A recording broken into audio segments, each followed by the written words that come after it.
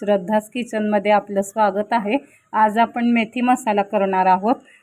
मी प्रथम थोडेसे शेंगदाणे, तीळ आणि खोबऱ्याचे काप भाजून घेतले, त्याचं वाटण तयार केलं आणि कांदा, 2 मोठे उभे चिरलेले कांदे, 2 टोमॅटो उभे चिरून तेही भाजून त्याचंही वाटण तयार करून घेतलेलं आहे।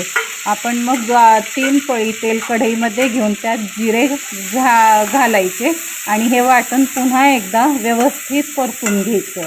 त्याला आपोआप तेल सुटेपर्यंत परतत राहायचं। आपण केलेलं वाटण घरगुती वाटणाच्या भाज्या खूप सुंदर होतात। आता मी कांदा टोमॅटो हे घालून घेतलेलं आहे, तेलामध्ये फ्राय करत आहे। त्याला चांगलं तेल सुटेपर्यंत फ्राय करून घ्यायचं। आता शेंगदाणे, तिळाचं आणि खोबऱ्याचं तयार केलेलं वाटण आपण कढईमध्ये घालत आहोत। त्याही वाटणाला चांगलं तेल सुटेपर्यंत व्यवस्थित असं फ्राय करून घ्यायचं आहे आपण। आणि थोडंसं 1 तांब्या भरून शेजारील गॅसवरती कोमट पाणी करायला ठेवायचं आहे। कोमट पाणी भाजीला घातल्यामुळं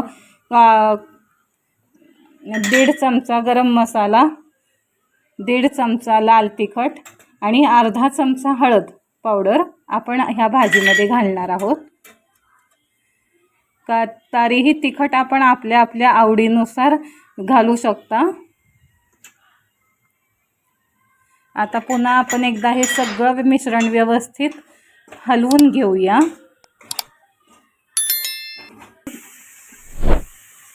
आता मी कोमट पाणी घातलेलं आहे त्या वाटणामध्ये थोडंसं।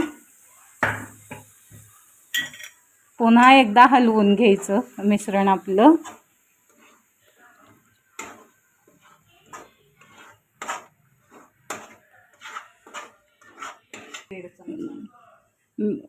सर्व मिश्रण एकजीव झाल्यावर आपण त्यामध्ये मिठाचा वापर केलेला आहे। मिश्रण एकजीव झाल्याशिवाय मीठ घालायचं नाही। बघा, कलर आणि रंगही किती छान आलाय आपल्या वाटणाला। आता मी ही 2 पाण्यामध्ये स्वच्छ धुवून घेतलेली मेथीची भाजी घालून घेऊया।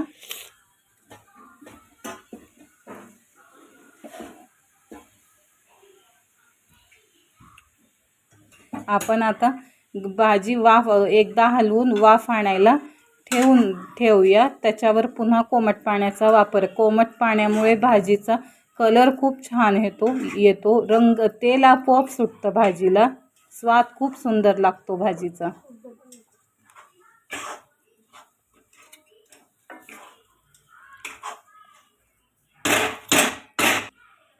हे काय मी कोमट पाण्याचा वापर केलेला आहे।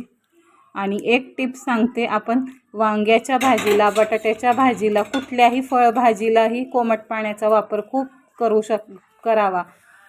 त्यामुळे भाजी पटकन शिजते, कलरही खूप सुंदर येतो।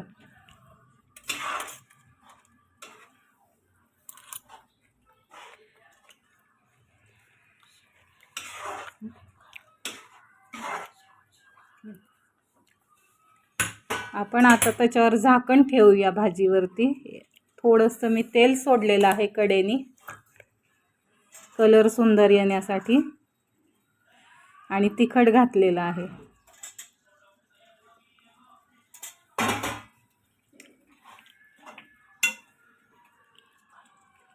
हे काय झाकण ठेवून आता 5 मिनिटांसाठी भाजीची वाफ काढली। बघा, भाजीला किती सुंदर टेक्स्चर आलेलं आहे, कलरही खूप छान आलेला आहे। हे बघा,